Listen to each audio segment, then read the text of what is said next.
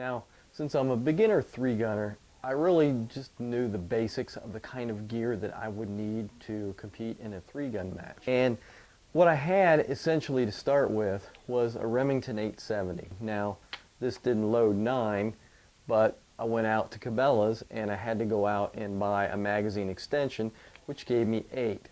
The other thing is the caddies. Everything you see here is not what I had to begin with. Initially, I just had the one caddy of 4. So what I had was 8 shot shells loaded in a shotgun and a magazine extension, and 4 extra shells. Now, to overcome that deficiency, I decided I'll bring a dump pouch.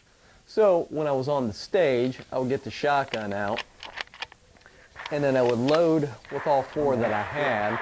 Then I had to go down to the drop pouch and then basically start feeding them one at a time. And that made reloading very, very slow. So the one thing I learned out of that first match was a 4 caddy is not going to do it. There are some matches where I shot 18 shot shells. Now, with this, I'm only able to shoot 8. That's 10 more. This is only 4. So I'm going to have to stick at minimum 6, but it would probably help to have 8 or 10 because I just might miss. So having one caddy kind of hurts you. Now, in matches, I saw other people carrying just the 4 caddy. However, what they did was they had 4 caddies. So obviously they had 16 extra shot shells on the front of their belt. So that was kind of a neat way to do things. And the great thing about the shooting sports are that people are very nice. They're very polite and they're willing to help you, especially if it's your first match. And this guy who had shot shell carriers all over the place let me borrow a 6 shell holder. So then I had 10. So that made it a lot easier. And what I realized is that's what I need to get. I need to get a 6 shell shot holder like this one. And it's pretty much similar and almost exactly the same as the 4 shell, except it holds 6. Also, it helps, at least that I learned what helps, is to orientate your shells the way you need them. In this particular circumstance, I've got my shells facing this way. I can load them one at a time. Thing is, loading that way is pretty slow. The best way to load as quickly and as efficiently as possible is to go with one of these systems. Now, these cradles are really neat, primarily because what you can do is when you have your gun like this, you can grab them in groups of 2, what they call deuces, and load them this way, and then push them in with your thumb. And then go to the next 2, and the next. Now you can get these cradles in 2s, 4s, 6s, and I think they even make them in 8s.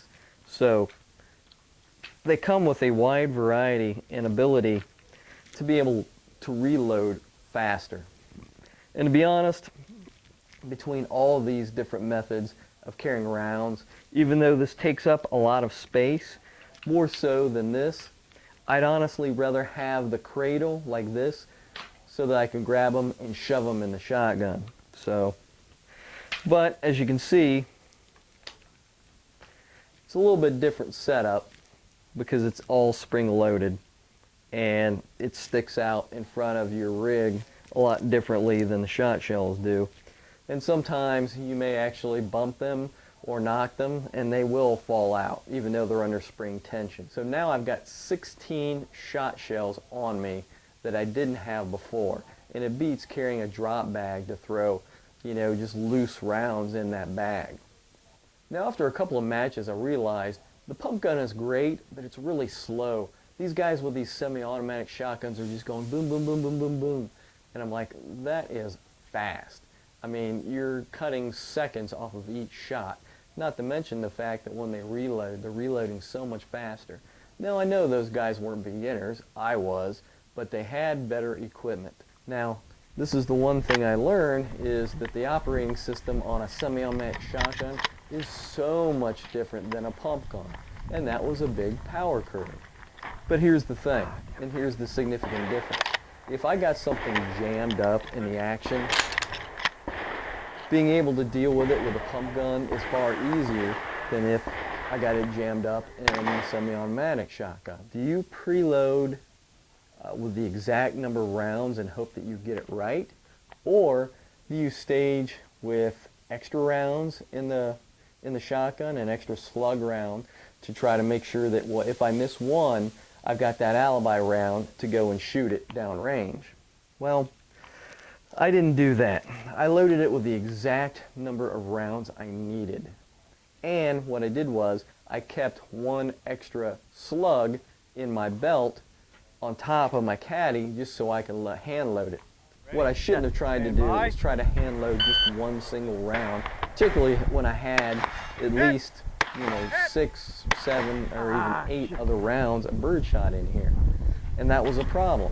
But what I should have done was just throw that extra round, that extra slug into the berm, because it's not really going to cost you anything, and since you're shooting semi-automatic, you don't have to worry about it as much. But what ended up happening was, because I was trying to load one shot shell, I was getting a double feed.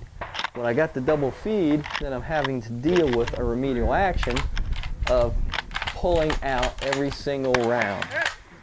What ended up happening was I just lost all my rounds and had to go pick them up off the ground and start to feed as many as I can, and then scoop some up in my other hand and hope I had all my rounds. Well, as it so happens, after I reloaded with what I had on my caddy, which at the time was just the small caddy or the 4 caddy, I end up being 3 shy. Now, in the 3-gun matches that I do, being 3 shy is 15 seconds.